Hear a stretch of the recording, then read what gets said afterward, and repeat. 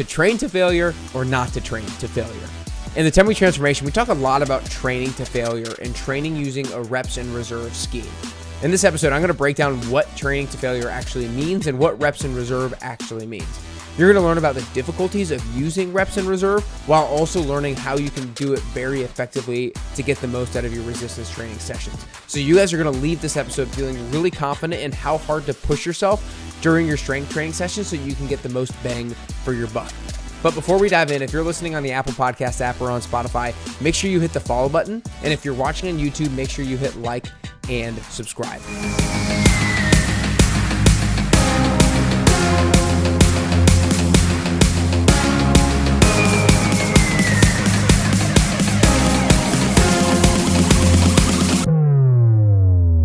Today, I'm really excited to talk about what it means to train till failure and how we can use what's called reps and reserve to most effectively get the most bang for our buck from our strength training sessions. So if you guys are 10WT alumni and you've done the 10-week transformation before, whether that's in person or virtual, you know you've heard me using the phrase of training till failure, or you know you've heard me use the phrase of using reps and reserve. So I want to dive deeper into that so that you can apply it more effectively. And those of you guys who have not done the 10-week transformation before, you can understand what this means and apply it yourself as well. So we're going to kind of have three different layers to this conversation during this episode. We're going to start off with defining what those terms mean.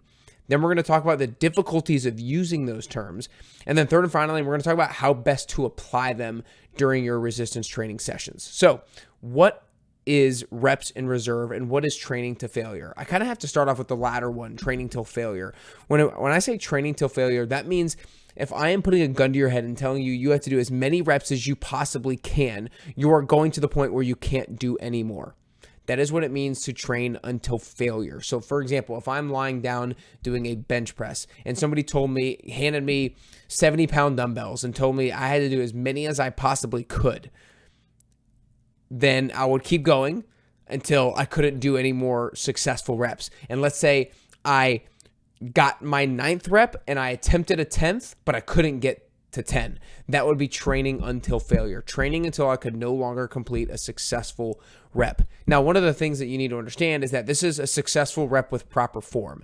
Certain exercises, you can kind of cheat form more than others. So for example, a bench press, it's hard to cheat a bench press because your back is supported on a bench and you can't really use too much excessive momentum. But when it comes to something like a bicep curl, you can swing the weight up using some additional momentum outside of just using the strength of your bicep. And so when it comes to training till failure, know that we're not just talking about however many reps you can do, we're talking about how many reps you can do with proper form and before hitting technical breakdown, if you will. So that's what it means to train till failure. Now, knowing that, we can define what is reps in reserve. Reps in reserve means the number of reps short of failure. So let's use the same example that I did before. If somebody handed me 70-pound dumbbells for bench press and I was able to complete 9 reps, but I failed on the 10th, and I told you, okay, Nick, I want you to train 2 reps in reserve. That means I want you to leave 2 reps in the tank. That means I would stop at 7 reps.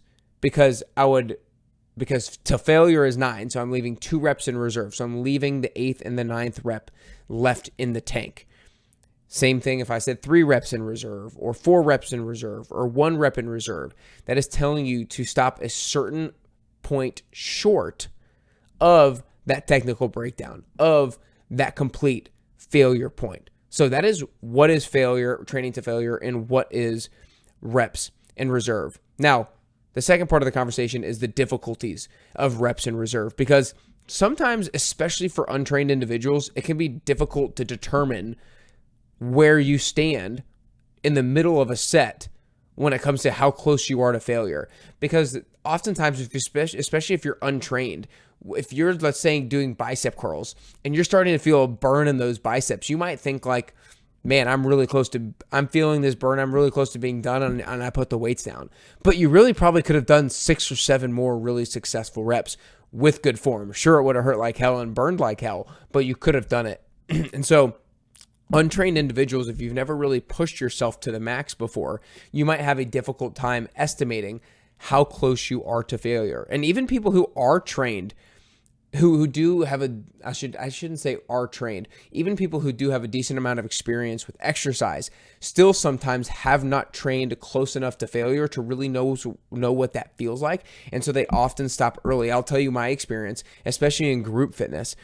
Oftentimes people in group fitness really have no idea what it means to train until failure, because they're always going to a particular number of reps. They're doing 6 reps, 8 reps, 10 reps, 12 reps, 15 reps, but they're not necessarily thinking about how close you are to failure. Now, we'll talk about why a lot of people do 6, 8, 10, 12, 15 reps and stuff like that here in a moment, but know that even if you have exercised a lot and done resistance training in the past, that doesn't mean that you necessarily know what it feels like to go all the way till failure. So it's not just untrained individuals, but it is also some people who do have experience with exercise who struggle to know what it actually means to get close to failure. Another difficulty of it is certain exercises are easier to determine than others. For example, a bench press, that's a little bit easier to determine how close you are to failure than something like a bicep curl. So inherently, there are just certain exercises when you can sense that you have a better sense of how many more I could do if my life depended on it. And then the last part about the difficulties of reps in reserve is that certain exercises are systemically more difficult to get close to failure. So something like a barbell deadlift or something like a barbell back squat is going to be a lot more difficult to, on multiple rounds, get really close to failure, because those are fatiguing exercises. Doing barbell deadlifts for anywhere north of 6 reps or north of 8 reps, and same thing with back squats, can take a lot out of you. And so it can sometimes be difficult to get really, really close to failure on exercises that are systemically difficult. Systemically difficult meaning it challenges your nervous system a lot, because you're using a lot of muscle groups in your body, or you're using a lot of the biggest muscle groups in your body. When it comes to just doing a bicep curl, then that's not as systemically challenging as something like a deadlift. So those are some kind of like contextual things to understand when it comes to training till failure or reps in reserve. Now let's talk about how best to apply reps in reserve. So start off, it depends on your goal. It depends, are you looking to increase the strength of your muscle? Are you looking to increase the size of the muscle? Or are you looking to improve the power of your muscle or the endurance of your muscle? So let's start off with strength and power.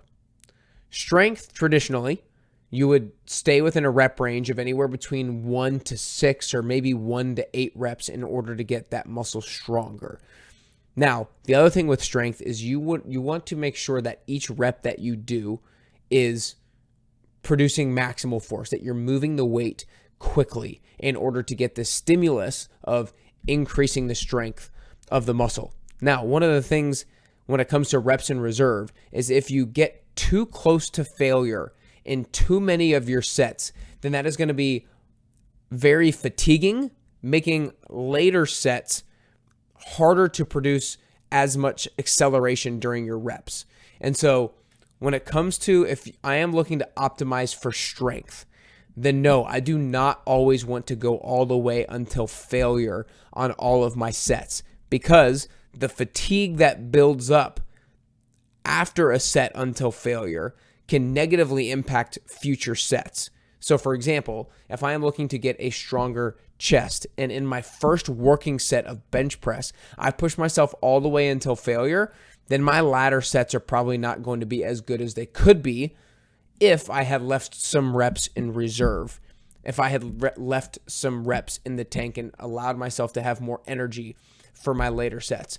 Similar concept for power. If I'm looking to be more explosive, then the speed of the movement matters paramount over anything else. And so if I train all the way till failure and then I don't give myself enough rest time to be able to move quickly during my next set, then I'm not going to get the adaptation of being more explosive. I'm not going to get the adaptation of improving my power when it comes to that particular muscle group. Now, when it comes to hypertrophy, or when it comes to increasing the size of the muscle, there have been studies that shown that anywhere between 0 reps in reserve and 3 reps in reserve, or 0 and 2 reps in reserve, are almost equally as beneficial when it comes to increasing muscle. So it's like, think about it this way. If you are stopping all of your sets 2 reps in reserve versus stopping all of your sets 0 reps in reserve, stopping all of your sets 0 reps in reserve is going to be so much more difficult and strenuous on your muscles and on your body, especially week after week after week after week after week after week, than if you're stopping 2 reps in reserve. So if you can do actually less work or easier work and get the same results, then why wouldn't you do it? So I think one of the things that I wish I would have known sooner, especially when I was in high school and such, is I used to always think that I needed to push myself to the max on every set because working harder is working better. But oftentimes, we hear the cliche, the adage of don't work hard, work smart, or work smarter, not harder. Now, you obviously need to do both, but there is definitely something to be said for you do not need to train all of your sets until failure in order to increase the size of your muscles and especially to increase the strength and the power of your muscles because of those particular reasons. And so what I would say is that there's probably a few different classes of people out there. There's a class of people who have no idea what it means to train till failure, and they haven't been anywhere close to training till failure. And therefore, they have a lot to benefit off of understanding what it feels like to train till failure and getting close to failure. Not all the way to failure every time, but close to failure most of the time. That's the first class of people. Second class of people is like me, and I see this a lot with a lot of my clientele, is you think that you need to train, you need to push yourself to the max on every single set of every single exercise that you do in every single workout.